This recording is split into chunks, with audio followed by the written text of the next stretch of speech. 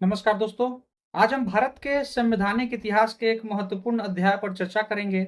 मैंने अपने पिछले वीडियो में वर्ष 1909 में ब्रिटिश सरकार ने जो मार्लियामेंटो सुधार लागू किया था उस पर विस्तृत चर्चा की थी, जिसका मुख्य उद्देश्य था भारतीयों को शासन में सीमित भागीदारी देना। लेकिन इस सुधार की सबसे विवादास्पद बात थी पृथक निर्वाचन प्रणाली। 1909 के बाद भारत में राजनीतिक परिस्थितियां तेजी से बदलने लगी थी। प्रथम विश्व युद्ध शुरू हो गया था और लाखों भारतीय सैनिकों ने ब्रिटेन का साथ दिया था। भारतीय नेताओं को उम्मीद थी कि युद्ध के बाद ब्रिटिश सरकार भारत को अधिक राजनीतिक अधिकार दे देगी। इसी पृष्ठभूमि में वर्ष 1917 में भारत के सचिव एडविन मॉन्टेग्यू ने घोषणा की कि ब्रिटिश सरकार का उद्देश्य भारत में धीरे धीरे उत्तरदायी शासन स्थापित करना है। इस घोषणा के आधार पर वायसराय लॉर्ड चेम्सफोर्ड और मॉन्टेग्यू ने मिलकर सुधारों की योजना बनाई, जिसे बाद में मॉन्टेग्यू चेम्सफोर्ड सुधार कहा गया। इन सुधारों को लागू करने के लिए गवर्नमेंट ऑफ इंडिया एक्ट 1919 पारित किया गया। तो चलिए अब बात करते हैं इसकी प्रमुख विशेषताओं के बारे में। सबसे महत्वपूर्ण विशेषता थी द्वैध शासन। इसे प्रांतीय स्तर पर लागू किया गया था। इसके तहत प्रशासनिक विषयों को दो भागों में बांट दिया गया था। पहला था आरक्षित विषय, जैसे पुलिस, कानून व्यवस्था और फाइनेंस। ये विषय गवर्नर और उसके अधिकारियों के नियंत्रण में रहते थे। दूसरा था हस्तांतरित विषय, जैसे शिक्षा, स्वास्थ्य, कृषि और स्थानीय स्वशासन। इन विषयों की जिम्मेदारी भारतीय मंत्रियों को दी गई। हालांकि यह व्यवस्था भारतीयों को पूर्ण अधिकार नहीं देती थी, लेकिन पहली बार भारतीय मंत्रियों को प्रशासन चलाने का अवसर भी प्राप्त हो गया। इसमें दूसरी महत्वपूर्ण विशेषता थी केंद्र में द्विसदनीय विधानमंडल की स्थापना, जिसमें पहला था काउंसिल ऑफ स्टेट और दूसरा था लेजिस्लेटिव असेंबली। यह भारतीय संसदीय व्यवस्था के विकास की दिशा में एक महत्वपूर्ण कदम था। तीसरी विशेषता थी कि विधान परिषदों में भारतीय सदस्यों की संख्या बढ़ाई जाए। इससे भारतीय नेताओं को अपनी बात रखने का अधिक अवसर मिलने लगा। और चौथी विशेषता थी मताधिकार का विस्तार।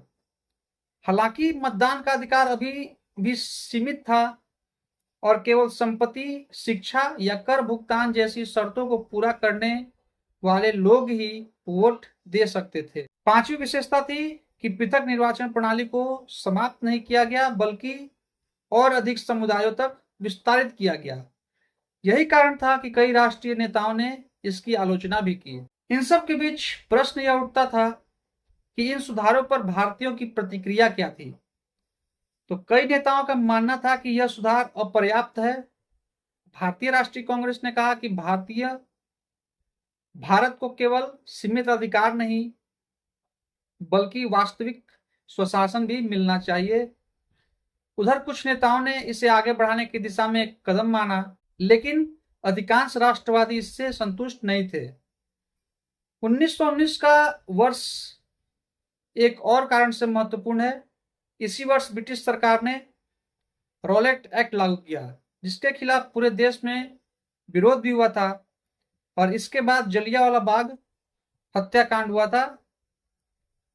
इन घटनाओं ने भारतीयों का ब्रिटिश शासन पर विश्वास और कमजोर कर दिया। हम लोग अगर मार्लियामेंटो सुधार और मॉन्टेग्यू चेम्सफोर्ड सुधार की तुलना करेंगे तो मार्लियामेंटो सुधार 1909 ने भारतीयों को सीमित प्रतिनिधित्व दिया, जबकि मॉन्टेग्यू चेम्सफोर्ड सुधार 1919 ने प्रशासन में कुछ जिम्मेदारियां भी सौंपी। 1909 के सुधारों में पृथक निर्वाचन की शुरुआत हुई, जबकि 1919 के सुधारों में उसे और विस्तारित किया गया। 1919 के सुधारों में पहली बार प्रांतों में डायरकी लागू हुई और केंद्र में द्विसदनीय विधानमंडल की स्थापना भी हुई। इतिहासकारों का मानना है कि 1919 के सुधार पूर्ण रूप से सफल नहीं थे, लेकिन उन्होंने भारत में संसदीय लोकतंत्र और उत्तरदायी शासन की दिशा में एक महत्वपूर्ण आधार तैयार किया था। बाद में इन्हीं अनुभवों के आधार पर गवर्नमेंट ऑफ इंडिया एक्ट 1935 भी बनाया गया, जिसने भारतीय संविधानों के कई प्रावधानों को प्रभावित किया। 1919 के अधिनियम ने प्रांतों को महिलाओं को मतदान का अधिकार देने की भी अनुमति दी थी। बाद में कुछ प्रांतों में महिलाओं को सीमित मताधिकार मिला। और यह भारत में महिला राजनीतिक भागीदारी की शुरुआत भी थी। इसके अलावा इस अधिनियम के बाद ब्रिटेन में भारत के लिए हाई कमिश्नर का पद बनाया गया, जो भारतीय मामलों का प्रतिनिधित्व करता था। इसमें कांग्रेस का मानना था कि सुधार बहुत सीमित थे, असली शक्ति अभी भी वायसराय और गवर्नरों के पास थी, इसीलिए कांग्रेस ने इसे अधूरा सुधार कहा। महात्मा गांधी को उम्मीद थी कि प्रथम विश्व युद्ध के बाद भारत को अधिक अधिकार मिलेंगे, लेकिन 1919 के सुधारों और उसी वर्ष बने रोलेट एक्ट ने भारतीयों में भारी असंतोष पैदा कर दिया था। यही माहौल आगे चलकर असहयोग आंदोलन का भी कारण बना था। इसमें एक रोचक तथ्य भी है कि ब्रिटिश सरकार ने इन सुधारों को भारत में लोकतंत्र की ओर बड़ा कदम बताया था, लेकिन भारतीय नेताओं का कहना था कि जिम्मेदारी भारतीयों की, लेकिन शक्ति अंग्रेजों की। यही जो वाक्य थे जो डायरकी की सबसे बड़ी कमजोरी को दर्शाते हैं। दोस्तों, इस सुधार ने भारतीयों को शासन चलाने का प्रारंभिक अनुभव दिया और स्वतंत्रता की मांग को और मजबूत किया। यही कारण है कि 1919 का यह सुधार भारतीय संविधान और लोकतांत्रिक व्यवस्था के विकास की यात्रा में एक महत्वपूर्ण पड़ाव माना जाता है। मोंटेग्यू चेम्सफोर्ड सुधार ने भारतीयों को यह एहसास करा दिया कि आधे अधूरे अधिकारों से काम नहीं चलेगा।